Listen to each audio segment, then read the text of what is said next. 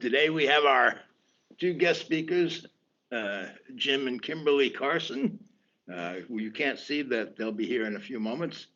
And they're coming here for part 3 of a 3-part talk on Kashmir Shaivism. And parts 1 and 2, part 1 was tantric intimacy with the play of consciousness, and part 2 was non-dual devotion. And both of them we have video recordings of on our website. And you can check it out, and you can, it'll be like prequels to this talk. But I think this will just stand alone too. You'll be able to follow this without any problem. On these other talks, I gave more lengthy introductions about the Carsons. So I just do the quickie version here. They hail from Portland, Oregon, where they spent the last 15 years or so developing techniques and programs and teaching them at the Oregon Health and Science University. And these are combining or integrating mindfulness and yoga with modern medical therapy. So they're doing great work on that. And then they have their own organization called Mindful Yoga Works. And you can check that out, mindfulyogaworks.com. And that's dedicated to teaching and developing programs around spiritual programs. And they're based on their long history, study, and teaching of Kashmir Shaivism. So, which we're going to hear more about today. And then let me just say that we've known them a long time. They've come on our retreats. Kimberly's come down here to teach yoga, and they're great people. So, and then this talk is called, Kashmir Shaivite Maps of Consciousness, the 3 facets of action, and the 3 facets, 5 actions, and 36 levels of consciousness. So we're going to get a full rundown on their view of it. Good. Good morning, good afternoon, good evening. It's nice to see everyone. Thank you, Joel. Such an honor to be here. So what we'd like to do is we'd like to just briefly review some of the major tenets that were introduced in the first 2 talks, basically just to kind of give the general container of Kashmir Shaivism in a brief way, which is, we do that with great humility because it is a vast and deep study and lineage. So we're going to start, if you don't mind going to that first slide, Tom. Perfect. So Kashmir Shaivite Maps of Consciousness. If you can go ahead and go to the next one. All right, so this is a photograph of the puja that we have at our house, our altar. And a lot of great beings, a lot of great siddhas, realized saints that we honor and cherish and try to emulate best we can in our little life. But what we wanted to show here is that we have Tara centered. So Tara is the statue, so there's the candle, then there's the photograph, and then above that is Tara there in the center.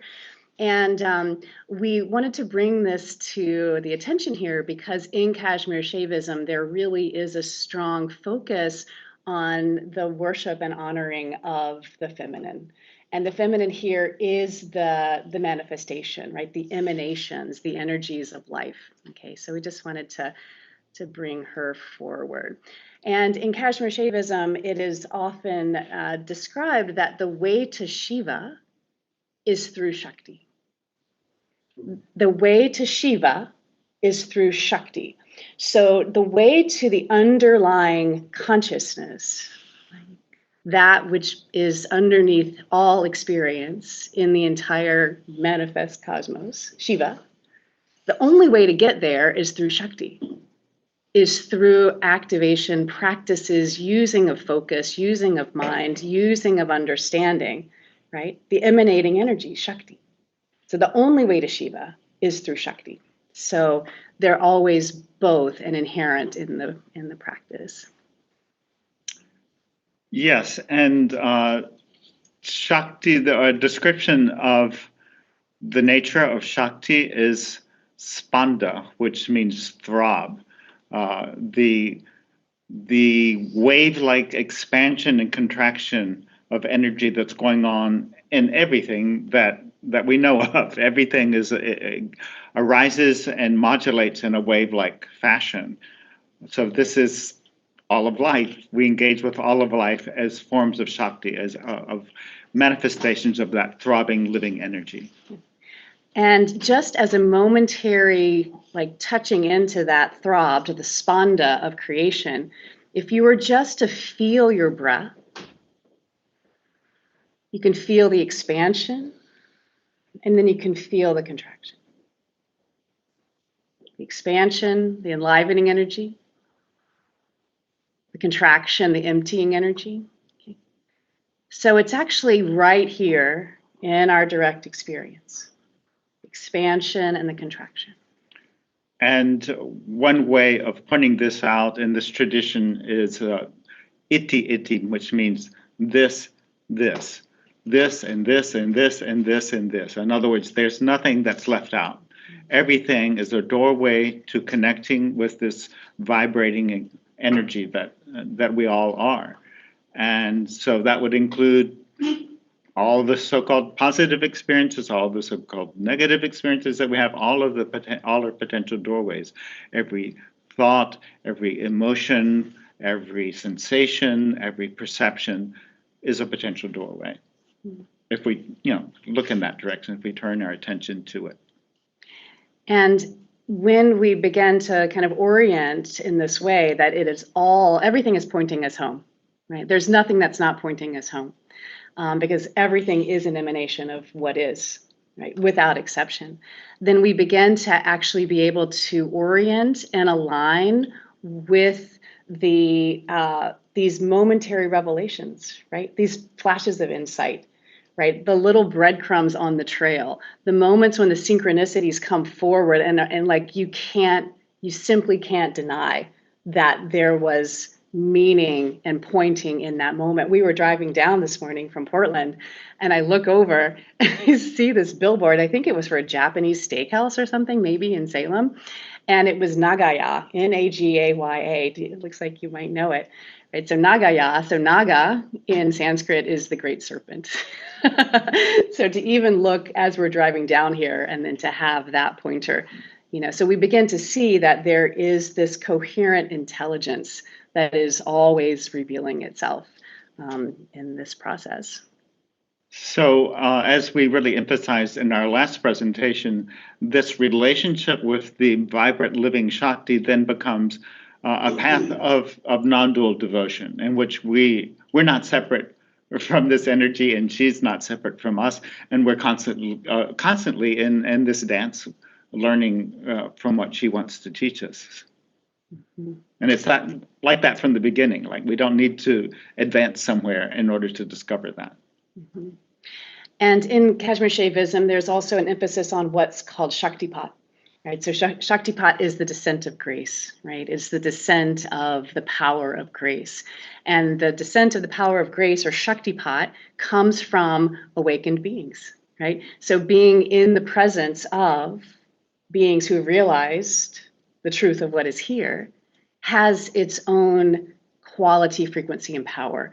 So that is understood and explicitly honored within Kashmir Shaivism, right? So to have in your lineage, right, in your community, an awakened being is a gift.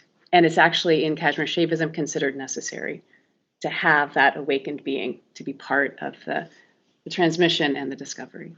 And then the name that we give to this energy when it awakens in our own form, our own body, we call that Kundalini, and I'm sure that's a word that you're all familiar with. But it's one and the same energy.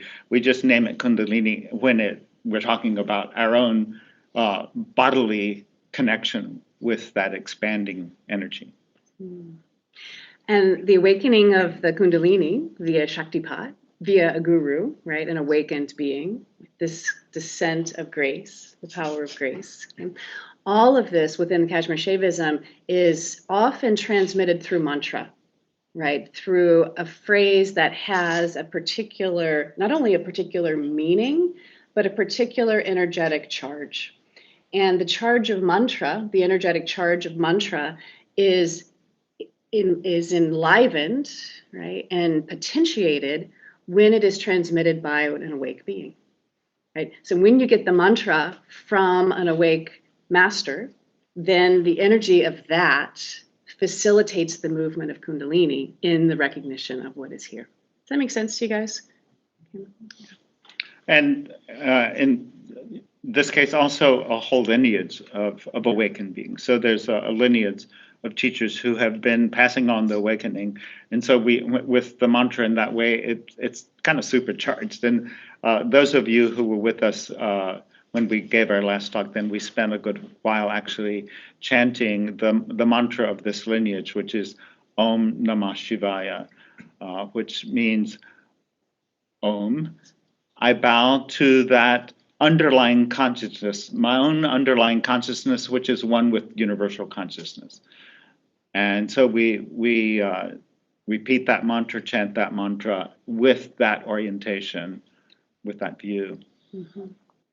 Okay, so bowing to all these great beings on the puja, there are many others, but just recognizing the power of the teacher, of the awakened teacher. So that was a very brief overview of what we've focused on so far. And today we're going to really outline 3 specific maps that are offered through the Kashmir Shaivite view of consciousness, of what it is, how it structures, and how we learn to dance with it. Okay, so these will be the 3 maps.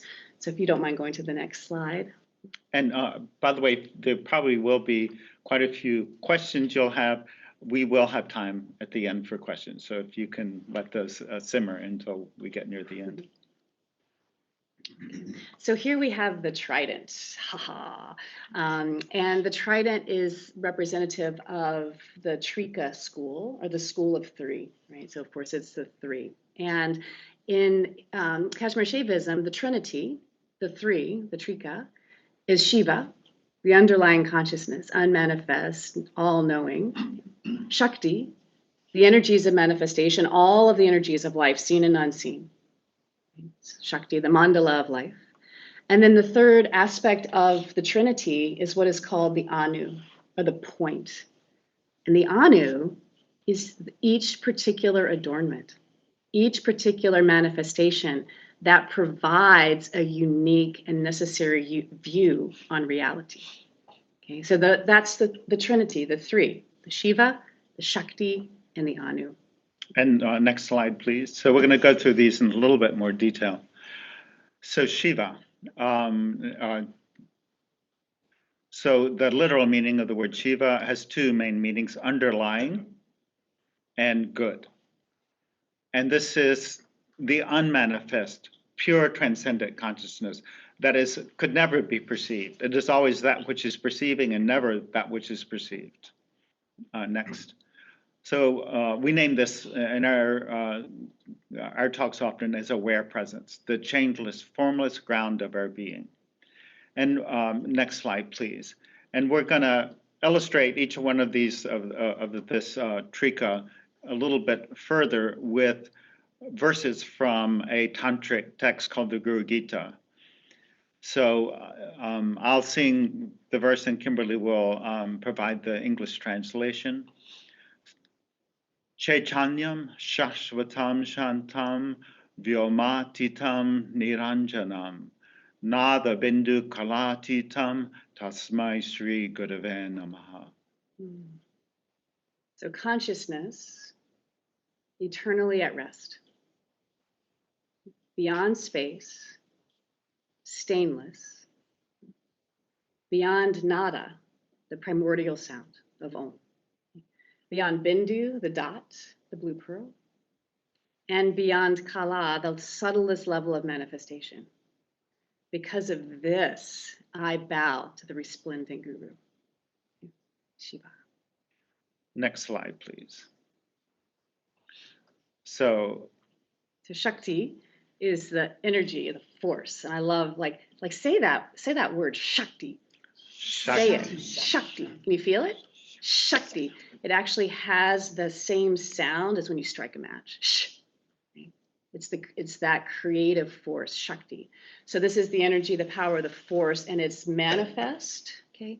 It's immanent, it's ever-changing, right? It's impermanent, it's dynamic. It's the creative energies of consciousness, all of them, without exception, right? Perceived and not perceived, visible or invisible. So it is the mandala of life, internal and external, as though there was a difference. Okay, so this is Shakti, and she's constantly birthing all of the forms in every moment. It's coming forward in every moment, birthing. Slide, please. So this is a verse describing that aspect, that facet. Akhanda mandalakaram vyaptamyena characharam tatparam tadshitam yena tasmai Sri Gurave Namaha. So manifesting an undivided circle, pervading therefore both the animate and inanimate. That state is revealed through the Guru. Because of this, I bow to the resplendent Guru. Shakti. So notice animate, inanimate. We humans tend to make a sharp distinction between what appears to us to be animate and living and those things that appear to be inanimate and not living. And this says, no, that distinction is not accurate. It's all pervasive. And then the third facet, Anu. This literally means point or dot. And this is indicating each one of us, each of you who hear the word you. This is describing you as an individual expression of this infinite consciousness, one adornment out of infinite adornments. And that includes the response ability that each of us has. That is, each of us has a capacity to act in our own way. And even though we may begin acting out of a sense of confusion in which we consider ourselves to be this limited mind body, as we engage with the Shakti, then she teaches us, and we learn to, next one, ultimately we learn to act out of a recognition of ourself as a unique expression of this awareness presence that has manifested the mandala of life. So we're participatory in that way. And the verse describing this facet, Guru Krupa Prasadena Atma Ramam Nirikshayet Anena Guru Margena Swaktam Yanam Pravartate. It's through the gift of the Guru's grace, the scent of the power of grace, one should experience the joyous self. By the Guru's path, the direct experience of one's self arises. So here, this is something that maybe is obscure to us many times, because often the teachings that we hear from different traditions is that somehow we got to get rid of ourselves. There's something wrong with the fact that we have a sense of ourselves. And so here, that's not part of this path. Our sense of ourself is where we are at all times, and that is not separate from anything else. In other words, that is the unique viewpoint that is being lived through us. What has to be dissolved is the ignorance of true nature, right? But not your sense of self. This is the unique Anu, the unique expression. So again, this is a radically inclusive view, radically inclusive. And it takes into account that we're here. Why are we here? We must be here for a reason. Unique expression. Yeah, and that the infinite cannot know itself except through becoming finite. Infinity cannot know itself. It becomes infinite, finite viewpoints in order to know itself infinitely. And the great Sufi Ibn Arabi concurs with bringing in some other traditions, obviously. Most of those who claim to know God make the knowledge of God dependent on the passing away of existence and on the passing away of that passing away. This is clearly an error and misconception. The prophet said, "Whoever knows their self knows their Lord," and did not say, "Whoever gets rid of their self knows their Lord."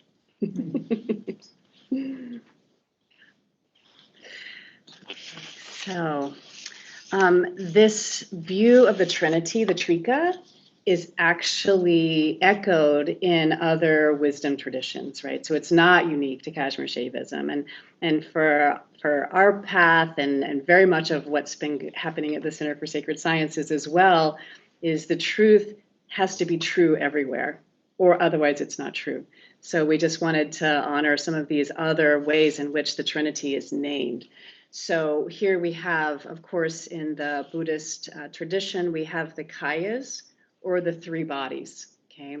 And we're gonna, to name these three bodies, these three kayas from the Buddhist orientation or the Buddhist view, we're gonna use a couple of quotes from Longchenpa, and who's a very highly revered 14th century Dzogchen master. Really, really clear naming. So the first is Dharmakaya, the reality body, Dharmakaya. And so Longchenpa says it this way. He says, within the ultimate womb of basic space, vast and spontaneously present, there is only self-knowing awareness. This blissful place of rest, extending infinitely as the supremely spacious state of spontaneous equalness. The Dharmakaya. And then the Sambhogakaya. To Shiva, sorry, to Shiva. Yeah, so that corresponds to Shiva in the Trika tradition. So Sambhogakaya corresponding to Shakti, the enjoyment body. Everything is the adornment of basic space and nothing else. Outwardly and inwardly, things proliferating and resolving are the dynamic energy of awakened mind. It is a marvelous and magical expression, amazing and superb. And then Nirmanakaya, right, which corresponds to the Anu, the point, the specific, which is the emanation body. Okay, and so Longchenpa says it this way. He says, Nirmanakaya is the natural arising of things. Like reflections, emanations arise out of the responsiveness of teachers. A power that is simply so, and the pure karma and aspirations of beings with positive minds. So often Nirmanakaya is referring to the Buddha's physical body, and often is then oriented to kind of the avatars, right? Those high, clear beings that are stable in the recognition. But you can also see that Nirmanakaya is also you, because you are that emanation. Like, what else are you if you're not that emanation? It's you. And it shows the path of alignment. Yeah. And next slide, please. So moving now to probably the more familiar to many of us, Trinity as it's described in Christianity. So this is a painting by Saint Hildegard, a 10th century German female mystic. Her way of describing the Trinity of Father, Child, and Holy Spirit. Now, this is often termed in Christian language as God in three persons. However, Cynthia Bourget, who is an Episcopalian priest and mystic, she clarifies that the word that has been translated as persons is not actually accurate, because the original word is the Greek word hypostasis, which literally means foundational state. So instead, it's the three foundational states of Father, that corresponds to Shiva,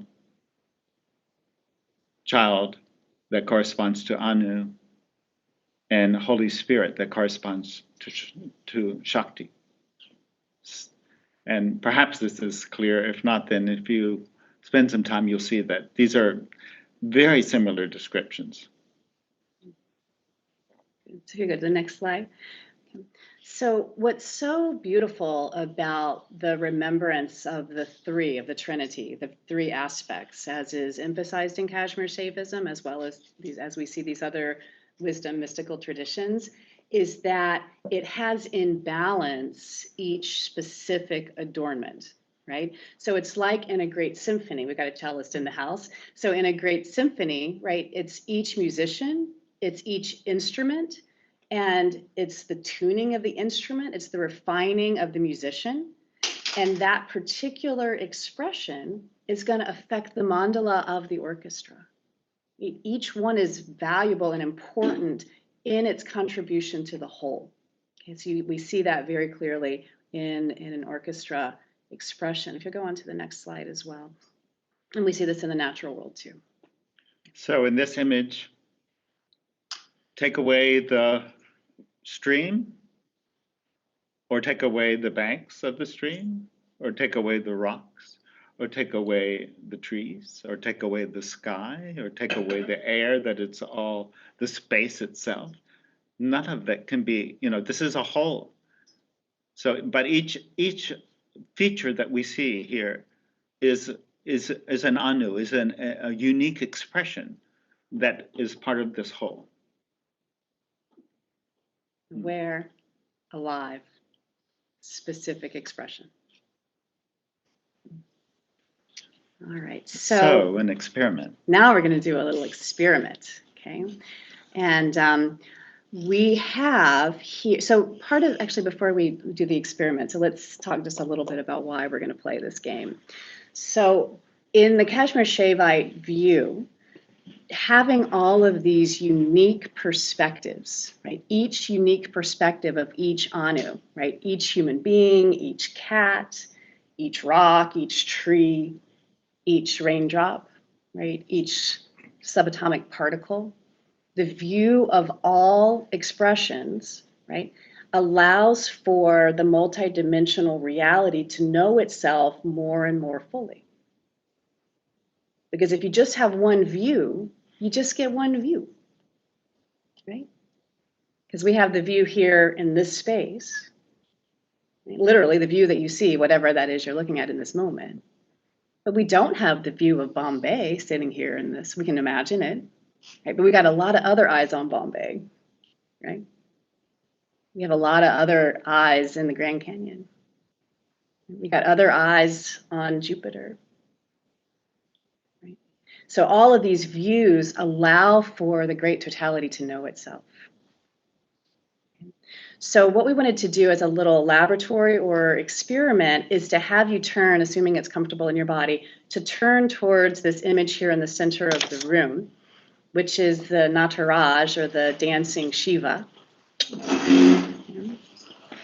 And what we'd like to do in popcorn fashion is just have you speak as clearly as you can from the view that you have. From the view that you have, something that you see, something that you perceive in your direct experience, okay? So not the associations or the conditions or anything else, interpretations, but what do you see? Not the philosophy, but what do you see from your specific view, okay? So just raise your hand. I see an oval. Colors oval, okay. Sablet. Again, please. Sablet. Sablik? Sablet. Sablet. Oh, saw blade. Yeah, thank you. Yeah, I see balance. Balance, okay. Hands and feet. Hands and feet.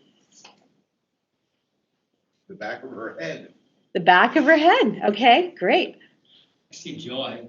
You see joy? Snake. Snake. Naga. Dalmaru. Almaru. Movement. Movement. Balance. Balance. Sturdy foundation. Sturdy foundation. I'm going to second joy. Joy. Okay. So 2 for joy. 2 for joy. What else do you see? Celebration. Celebration.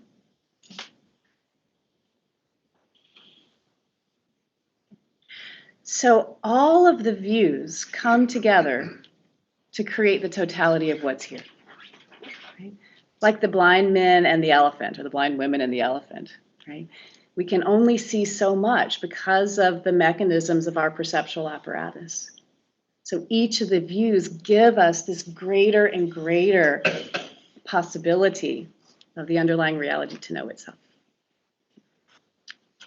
So you can turn back to whatever seat is comfortable for you. So now we're going to introduce, having provided the Trika very, very broad map, if you will, of consciousness. Now we're going to go into a fairly detailed description of how that infinite consciousness that precedes everything becomes everything that is perceived, everything that is felt, everything that is thought, everything that is experienced. And we're going to take us through 36 levels, or tattvas. Tattvas means thatness. 36 levels of thatness, of how infinite consciousness becomes this apparently tangible experience of life.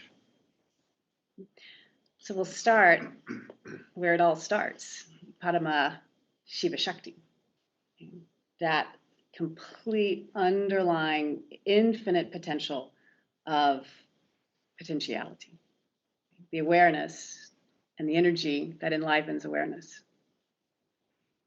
Now, that infinite reality is described as passing through 3 main levels. The first level is described as pure creation, in which there's still nothing that is manifestly known, but it's getting ready to be. So bear with us. This is a very subtle level. So to the next, click. So we have Shiva. Okay, so again, Shiva is this underlying consciousness, that which is just the pure knowingness. But at this point, there's a beginning of the separation of Shiva and Shakti. So here, Shiva is named as apparently distinct from Shakti, whereas that Paramashiva, you could not make, there isn't any way to make a distinction and no one to make a distinction. But once this manifestation begins, then Shiva and Shakti begin to be noticeable as distinct facets. So the next one is Shakti. And Shakti here, so Ananda is bliss, right? So it's the love of aliveness. So that the love of creativity, of creation, is when you start to see the awareness and the Shakti begin to have slightly distinguishable aspects. Okay? There's the pure awareness, and then there's the love of creation. But notice that these are all Shakti. They're all Shakti. Because once anything begins to manifest, then we're talking about Shakti. But she starts by also having this Shiva aspect and the Shakti aspect. Next, please.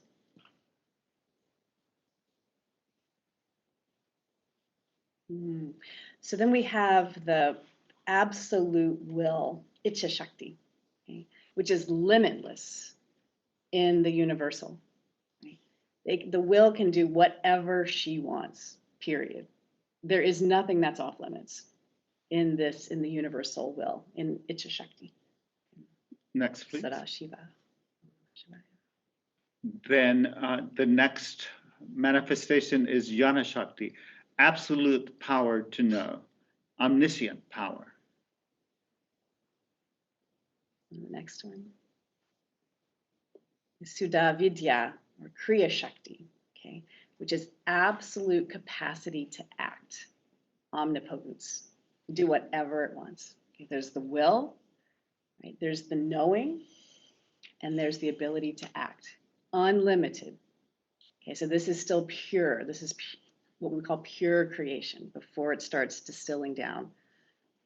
And we're going to explore these 5 later, and we'll do a sort of meditation on these in an experiential way, but we're going to move on for the time being. So next, then comes in what's called Maya. Here, it's the veil of limitation that is described as similar to a prism. So if you pass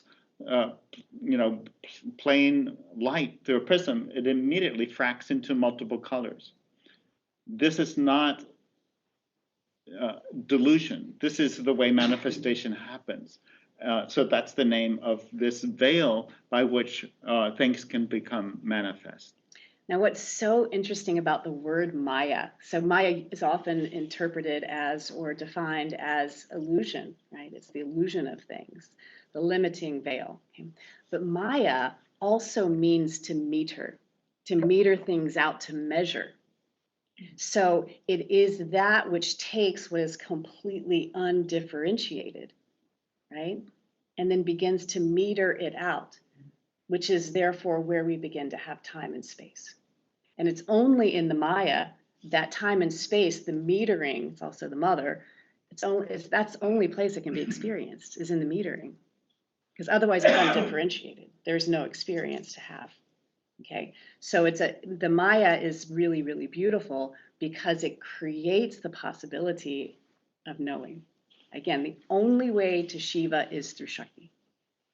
Only way through Shiva is through Shakti. So then the next 5 levels are all veils of those original 5 Shaktis that we see in the pure. Now we see that the limiting veils or the Kanchukas. So next, please. So Kala is limited omnipotence. Next, please. And then Vidya is limited omniscience or ignorance. Raga, limited omnipotence. Kala, which is limited eternity or time. And lastly, Niyati, the limit of omnipresence of space.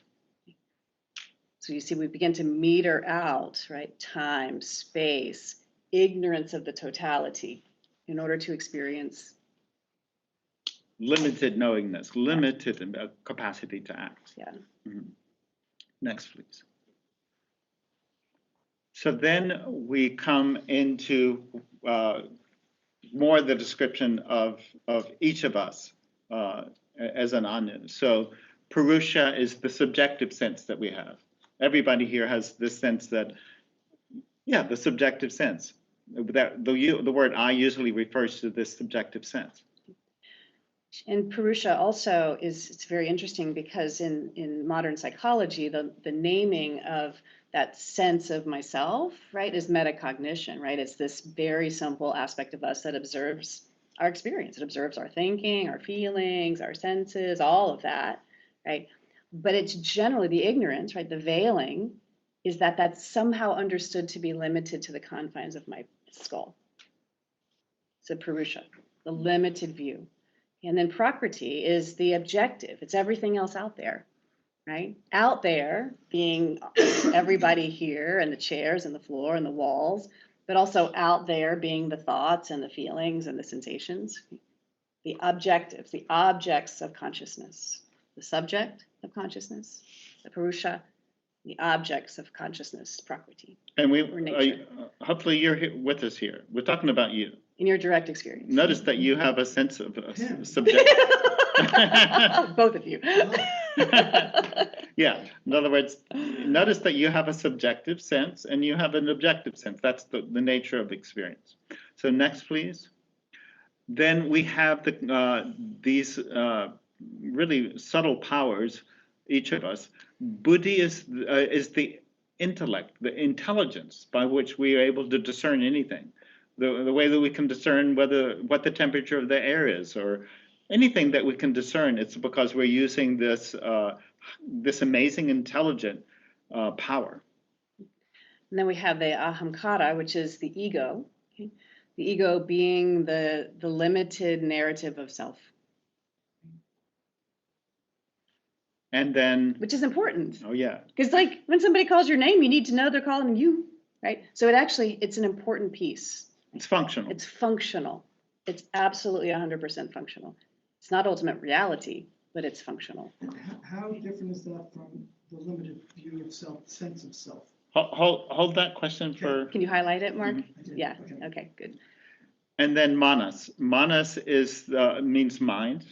So intellect here is distinct a little bit from mind, because intellect is that power of pure discernment, but mind is that which thinks about and compares and kind of cogitates and remembers and Wonders what's for anticipates. lunch. Yeah, and remembers what seems to be past, anticipates some future, gets very distracted from right now. So that's the activity of our regular mind. And then out of the ahamkara, the ego, is a set of powers that arise. So the indriyas. So go ahead and go to the next one. So we have the powers of perception, jnana, our ability to hear, to touch, to see, to taste, to smell. These arise, right? These are powers of perception. And then next, the powers of action. So speaking, grasping, locomotion, excretion, and procreation. And then also we have then the elements that arise. So we have the tanmatras, the subtle elements of sound, touch, form, taste, and smell. And lastly, the mahabhutas, or the gross elements. That's covered, but so this would be earth, water, fire, air, and space. Those are the, like we're all here in space. Everybody is seated on something solid. That's earthy. There's, water flowing through our body and the blood and everything. There's digesting your food. There's the fire is digesting our food. There's the air that we're breathing. In other words, this is all right here. So we've taken you through the 36 levels. Here we've landed where everything that is experienced can be subsumed in one of these tatvas. And just curious, as you look at that chart, can you see where it is that maybe you hang out most of the time? Like kind of where you tend to orient, like where your biases are? I think we all have them, right? It's somewhere. And that's so we start to see, oh gosh, wow, I'm really, anchored in the energy, the power of action right now. Right? So you begin to see kind of what that momentary experience is in the expression of this unfolding. So you can just leave that there for the time being. So long before I knew anything about Kashmir Shaivism, I had just met my teacher, Muktananda, 9 months before, had received a very powerful inner awakening, Shakti, what we referred to earlier. And then he had sent me, I had been living in Mexico City for about 3 years before that, and he sent me back to Mexico to help set up a meditation center there. So I was meditating one day. At that point, very few people, only 3 or 4 other people living in the meditation center. So I was all alone one morning before I went to work, seated in meditation, when I felt a very, very powerful surge of energy in my body. And it arose to this spot here that's called the third eye. And then there was a total collapse of the universe, collapsed into this point. And at that point, it's hard for me to find words, but at that point, I was infinite consciousness, in which there was no universe, and there was no time, and there was infinite energy surging. I call it energy because there was nothing separate, but there was a surging of infinite bliss or energy. And then at a certain point, that infinite energy surged and bang, all of this happened. All of this, like, and there was all of these phases simultaneously. I say simultaneously because it seems sequential, but it's not, because there isn't. I can't really give it words, but suddenly there was this body sitting again in the meditation hall, and a whole day went by in which it was unlike any other day of my life, a day in which there was no narrative at all. There was no, the story of I was not there. Only the next morning when I woke up from sleep was there again a sense of being this person named Jim. During that previous day, I have very clear memory, but there was no sense of there being anything that distinguished, even though there was a viewpoint, but in that viewpoint there were no boundaries. There was nothing was separate. It was a unitary experience. When I woke up the next morning, and again I sensed myself, the narrative of, the story of I came back, I knew that it wasn't true. And I could never doubt again. I could just never doubt again that, in fact, what I am and which each person is and which each facet of reality is fundamentally that reality, that it does not have boundaries or separations in it.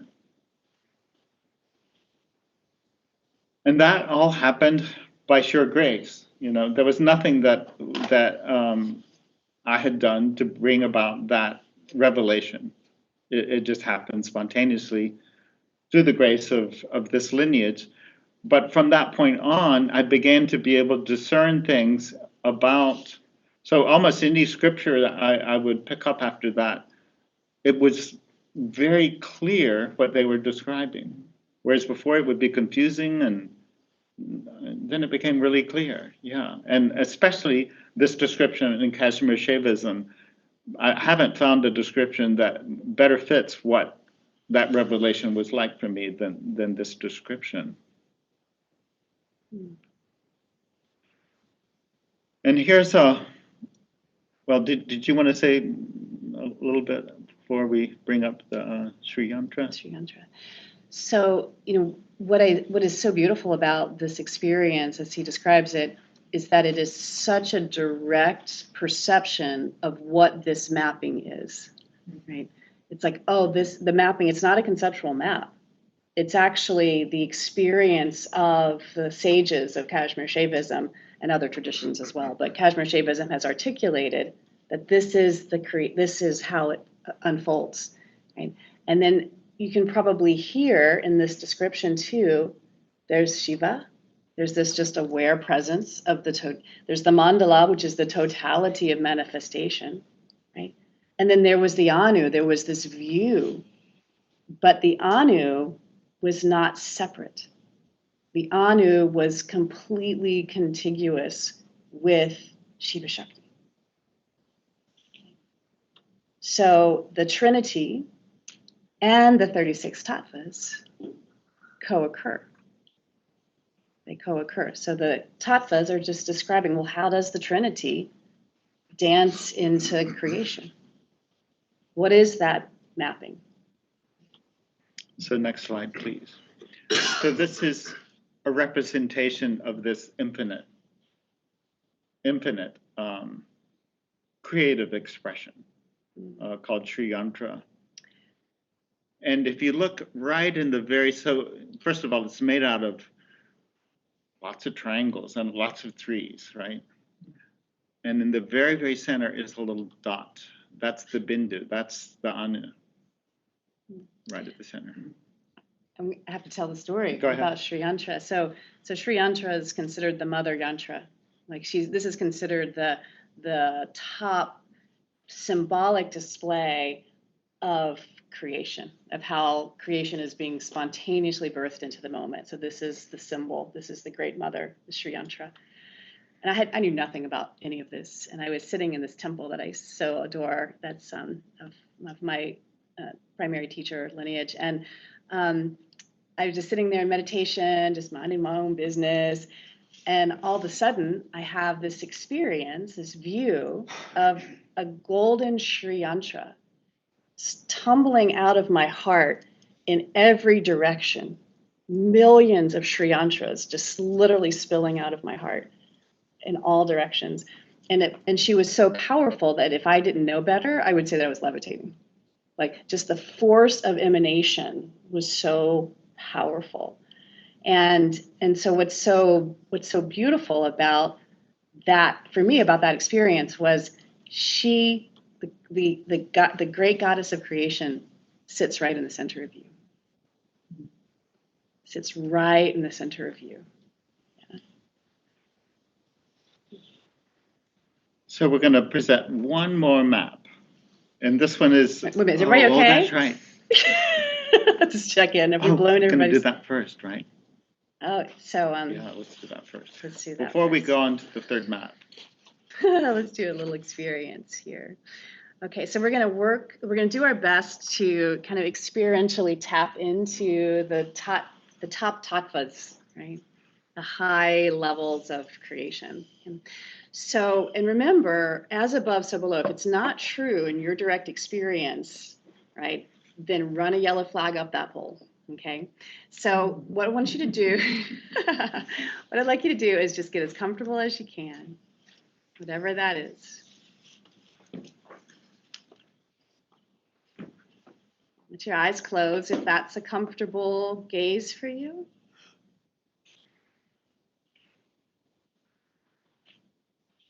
Just simply aware of whatever energies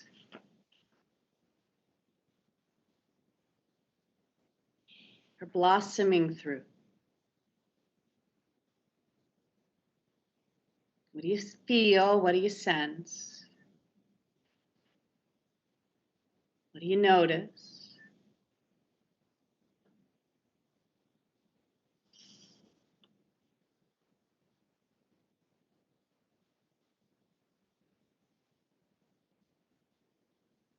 And certainly at times, Shakti, the great energies, can be dominant. So if you find that the energies are dominant more so than awareness in any given moment, then it's nice to kind of help the system, the nervous system, quiet a little bit.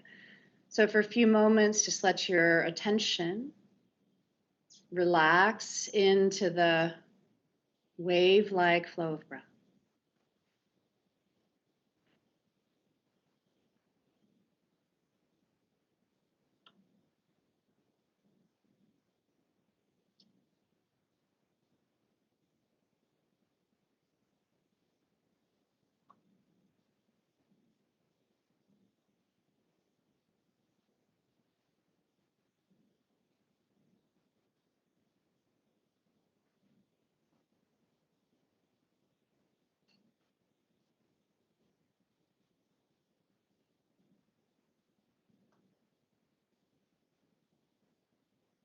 Feeling the throb of creation, the expansion, the contraction with each breath.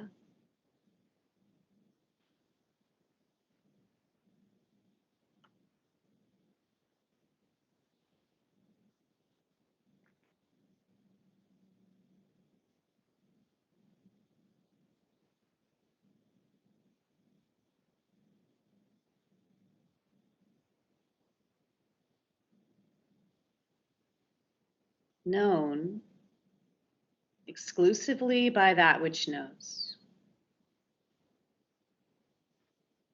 This most intimate aware presence, you, right here.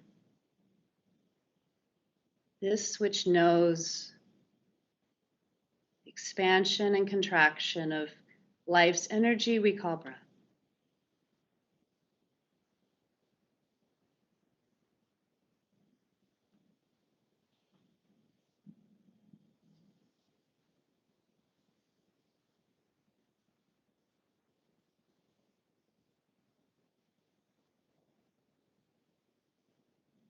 It's not somewhere else, it's right here, now, always.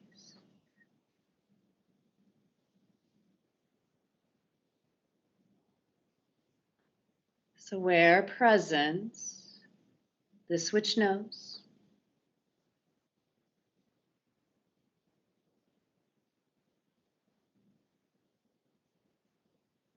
The live movement of energy, in this context, the feeling of breath.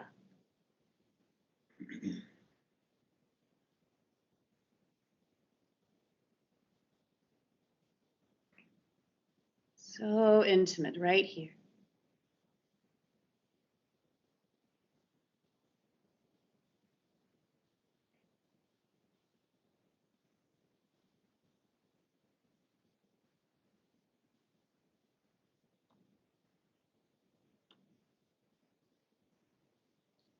Now, if you were to relax the focus on the energy of breath, the movement of breath, let that focus relax. From the object of experience and just be the subject, the I, the awareness right here.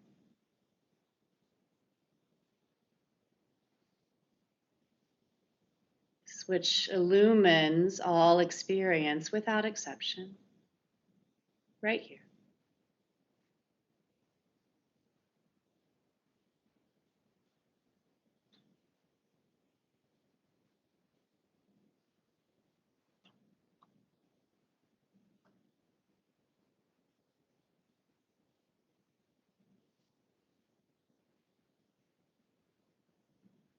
If we were to just use the word I,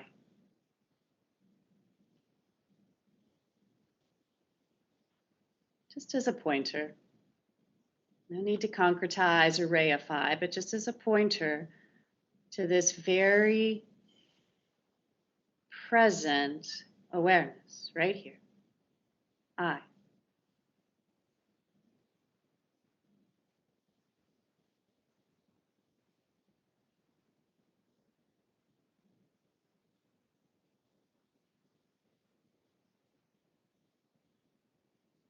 And there's an intimate aliveness, what we might name amness, the vibrancy,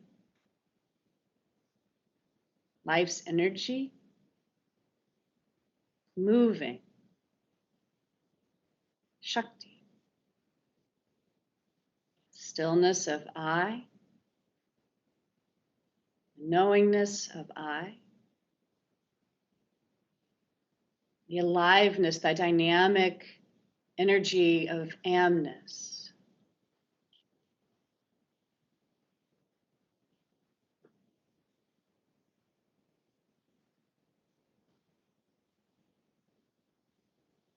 I am, and then quickly, probably already happened, there's a sense of that thought, that feeling, that sound, that particular structure of energy, the object of consciousness.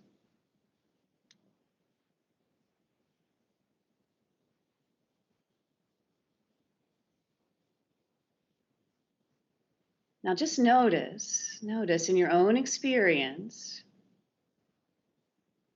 that we can orient, that we can bias in one of these points of view. The thatness, the thought, the feeling, the sound, sensation, whatever it might be, the object.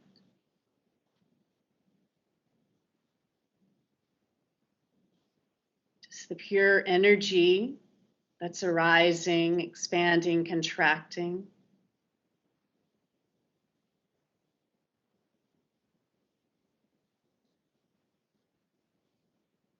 Underlying, unyielding stillness of aware presence.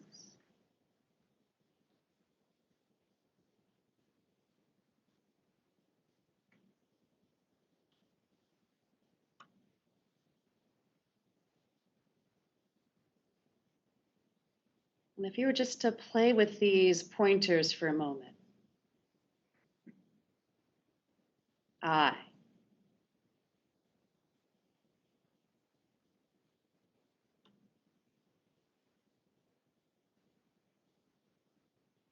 Am. Vibrant, alive energy. That.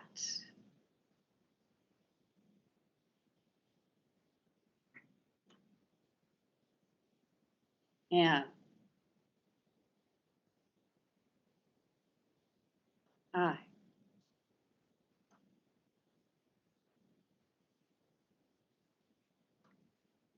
Am.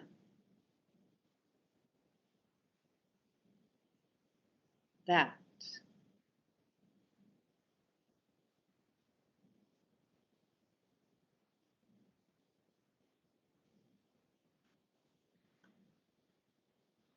Is that any different from the enlivening energies, the enlivening energies? And is that distinct from the awareness that knows?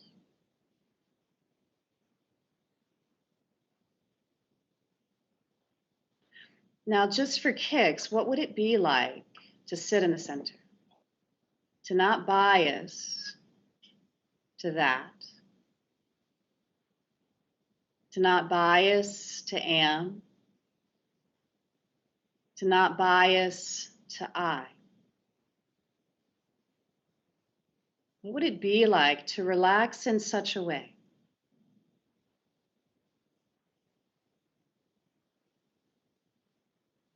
The triangle, the trinity is balanced.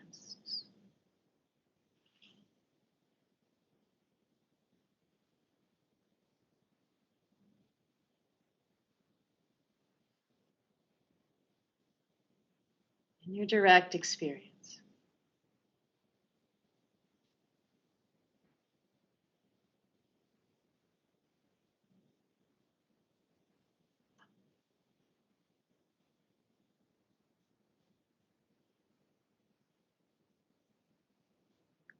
Om Namah Shivaya.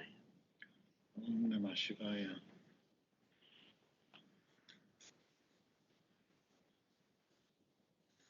So just to point out on this slide, so you see this, we were playing with or exploring how this apparent distinction plays out, if you will. So now we're going to go to one more map. Oh, Lali, creation, sustenance, dissolution, concealment, and grace are God's divine play.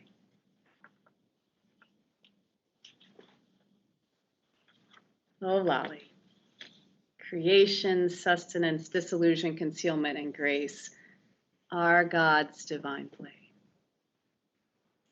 So this is what's known as the 5 acts of Shiva. So next slide, please. This is another representation of what we were, right? The dancing Shiva, Shiva Nataraj.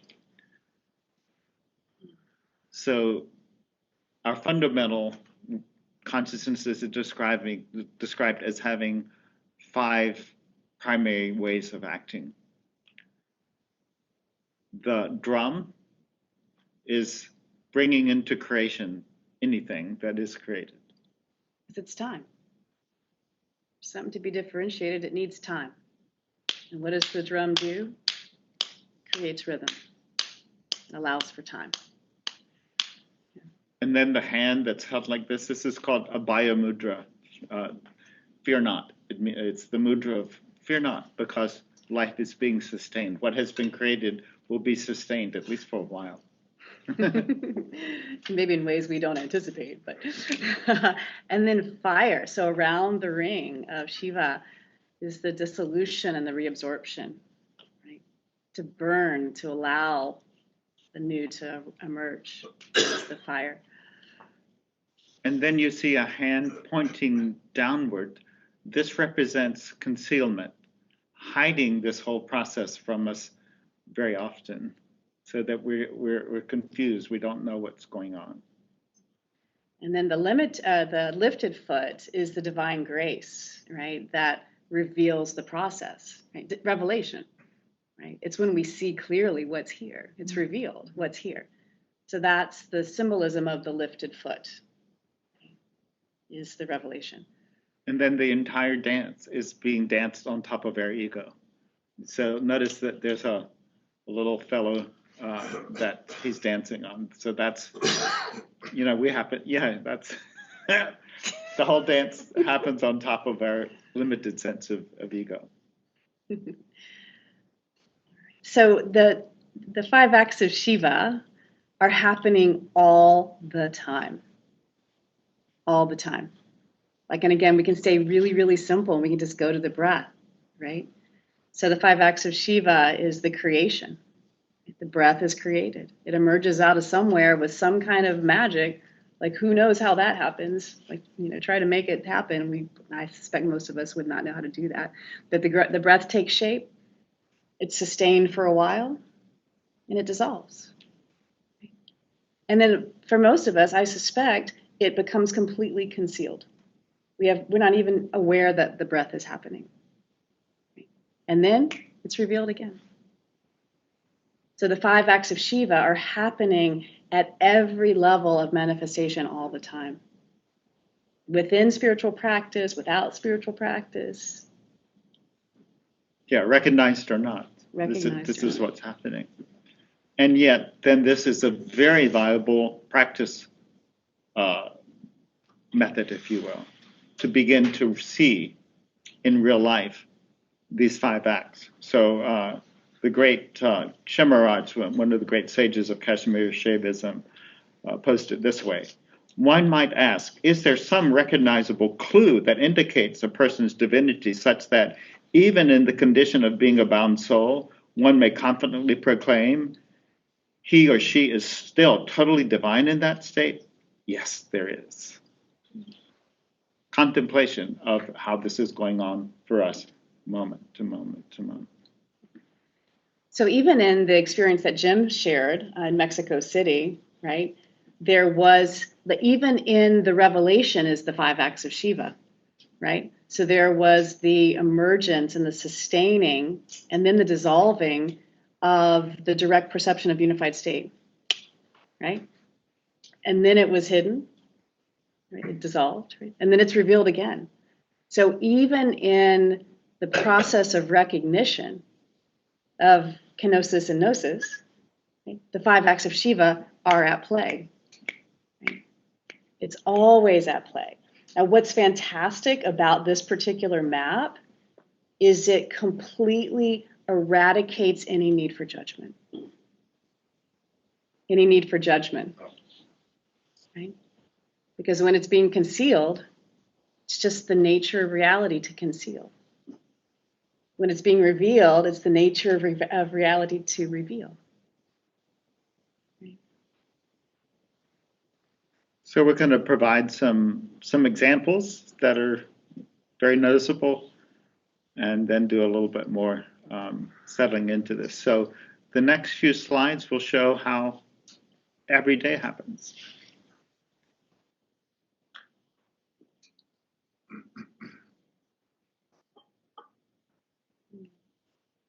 Creation of the day. Next.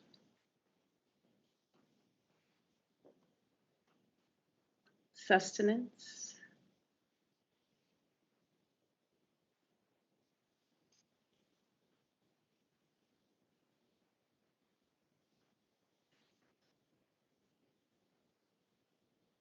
And then the dissolving of the day.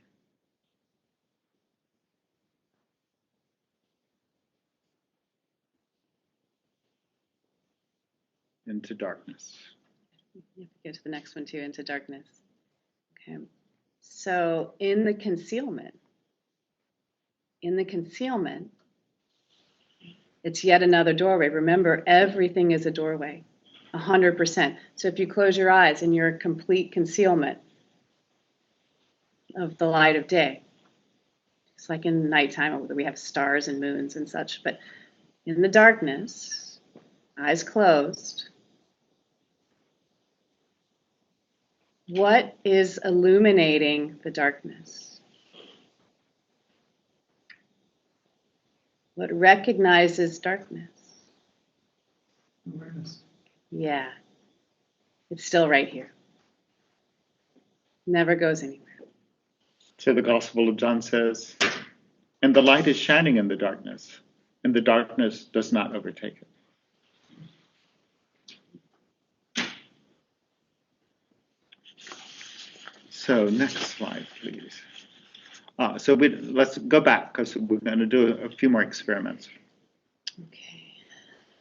So, and unfortunately, dreams take a bad rap because dreams are also an emanation of Shakti and have a lot of wisdom. Sometimes it's just digestion, but not always. But in the dream experience, isn't it also the case that it feels like an entire life is happening? There's some beginning event, right? It lasts for a while, and then it dissolves, and then it completely disappears when we come into the waking state. And they're like, oh, that was a dream. But there again, is it the exact same awareness that's illuminating the dream?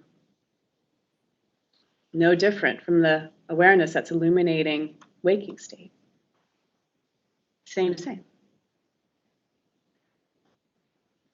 So what we're going to do is really see if we can recognize moment to moment the 5 acts of Shiva. It's actually a delightful play of just seeing it, like just see Shiva dance. Again, just this one particular symbolic representation. But I'm gonna use sound, and this is what I was saying to Steve as the cellist in the house. If we knew that we were going to have a cellist, I'd have him play one string, but we'll just use the bowl. So we're going to use the bowl. I'm going to ring it. And what I'd like you to notice is how there is the 5 acts of Shiva are at play. So there'll be the beginning of the sound. It'll sustain for a while. It will dissolve. It will disappear into apparent emptiness. And then the revelation is that which perceives sound is still perceiving, whether sound is present or not. So close your eyes if that helps.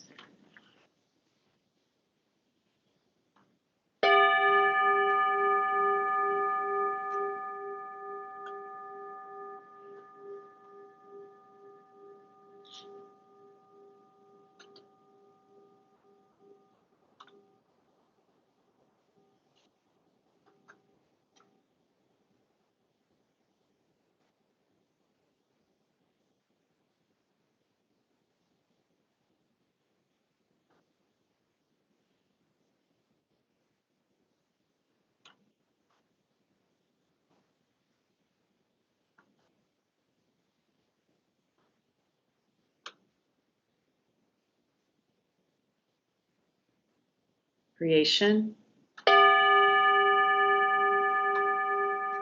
sustaining,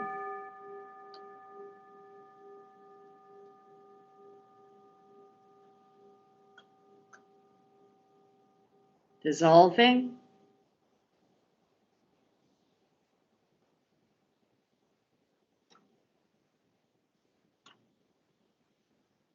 concealment,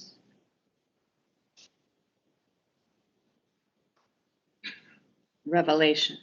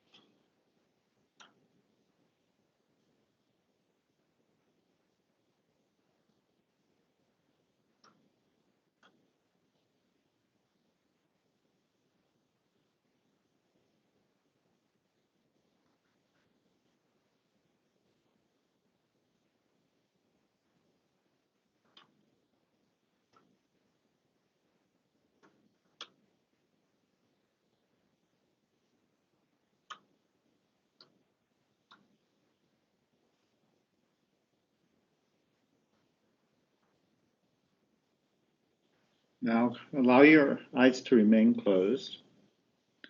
And now we're going to experiment with our power of imagination. So muster whatever imagination power is available and imagine whatever you would like. Bring forth an image or feeling of whatever you wish. Notice that this is creation, a new creation. This moment has never existed before, and this imagined creation is emerging right now.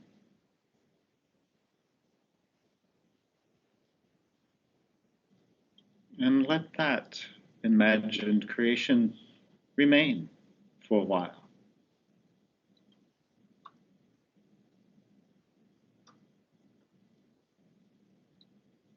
See it or feel it or hear it, however you are imagining. Stay with it. Sustain it.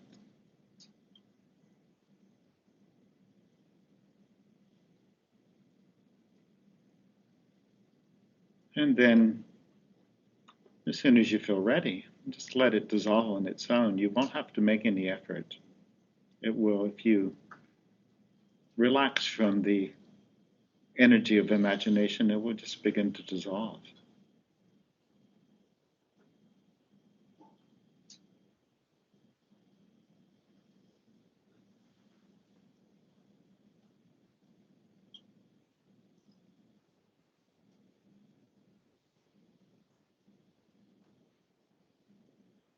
And at some point, it will be completely gone from your current experience.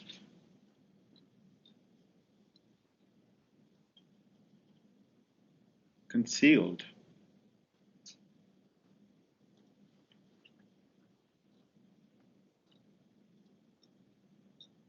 And this whole process is a revelation. The entire using the imagination to bring this forth, to be sustained, to dissolve, to disappear, reveals the amazing power of consciousness.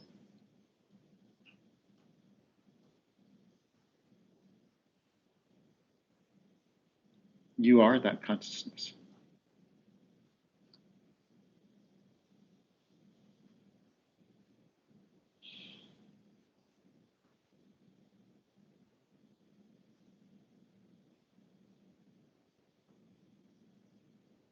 And whenever you feel ready, you can let your eyes open again.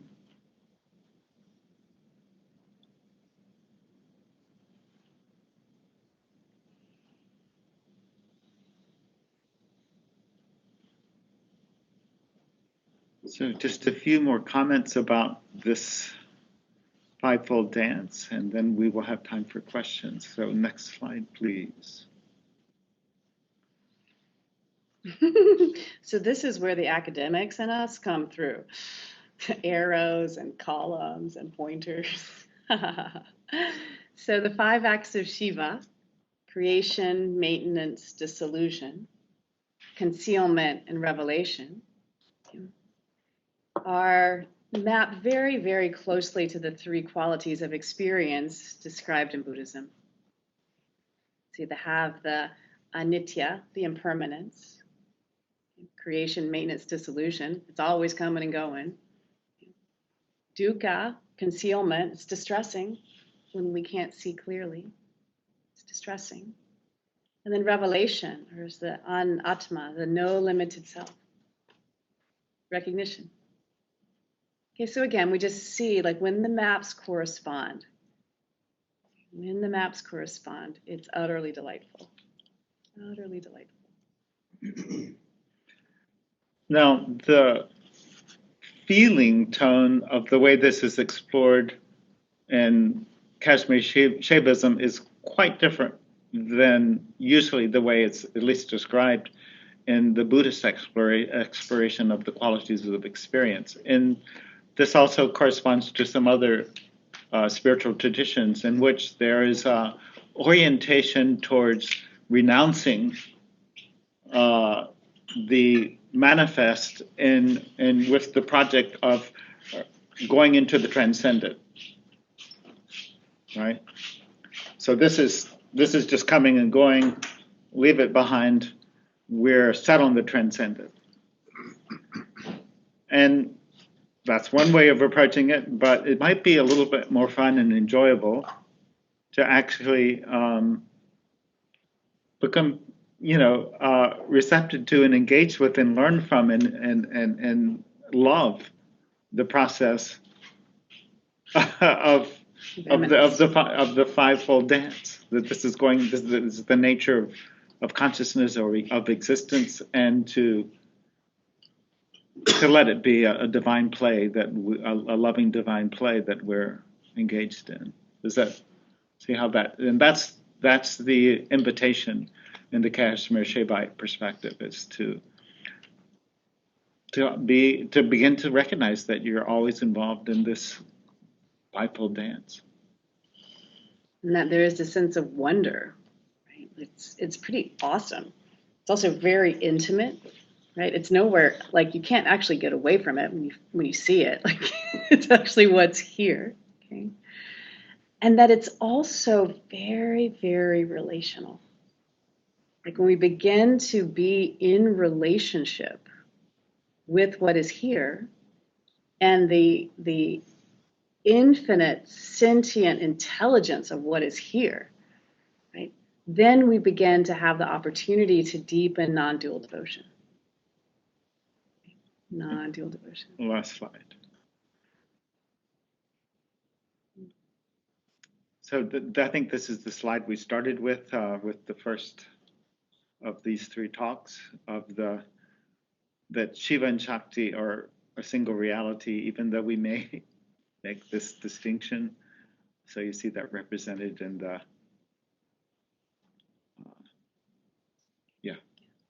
And it's balanced. It's not. The focus is not on transcendence exclusive of eminence, nor is the focus on eminence exclusive of transcendence. It's both and. It's both and. So this image kind of represents that so beautifully. It's light and the dark, the masculine and the feminine, the manifest and the unmanifest, the stillness and the dance. And as T.S. Eliot said, without the still point, there would be no dance. And there is only the dance. Om Namah Shivaya. Okay, Om Namah Shivaya. So that is what we hoped to convey today, and we would love to hear any questions that you have or comments you want to have. It's the Mick Jagger look, holding this up like this. First of all, thank you so much. What a wonderful talk, and clear and lovely. And I love how it weaves with what we're doing here at CSS, especially in talking about the impermanence and how it's really the gateway and how it opens up to essentially joy and play, and that this physical body here is really something to be celebrated and not something to be kind of dismissed as not being okay. I mean, that was really a nice takeaway of the whole thing. So thank you so much, and how it integrates and is a good part of our life. And it's playful. It's very serious, paying of attention, but the overall result is that action. And then so thank you. And then the question, I'm not sure about how to put this, but like you have the interplay of, the story of I talking. There is also the functional thing of, remembering to do stuff. But the other thing to me is the action. It's not like where you're plotting or, oh, I'm going to get credit for this, but you just see something and you just do it. And I don't know how you describe that, as the play or just as the action or Responsibility is what we call it. responsibility. Oh, We perfect. put a dash there because Yeah. instead of the word responsibility, which sounds heavy, Right. this is the ability to respond. Then that's the enactment of divine consciousness through each one of us, right?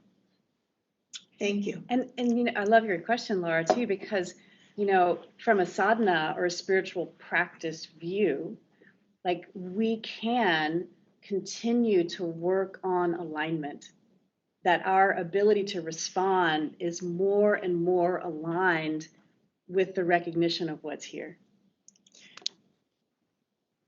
Thank you. And that seems to bring up when things happen, serendipity, it seems that it opens up for more things to happen. The serendipity or the synchronicity is such a delicious flavor that life takes on. Yeah. I just had one of those the other day. Thank you so much. Thank you.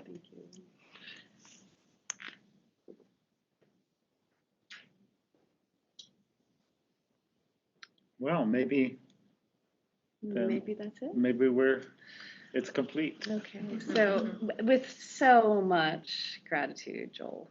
Oh, thank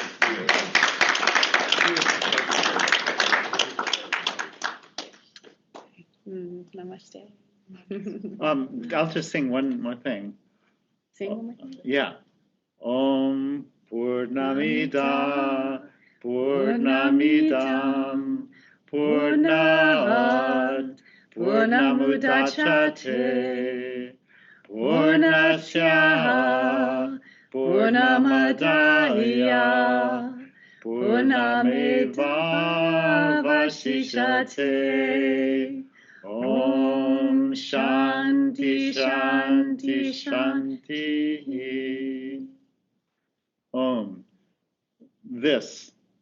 The fundamental reality is full. That the creation is completely full. When fullness is taken from fullness, only fullness remains. Om, peace, peace, peace.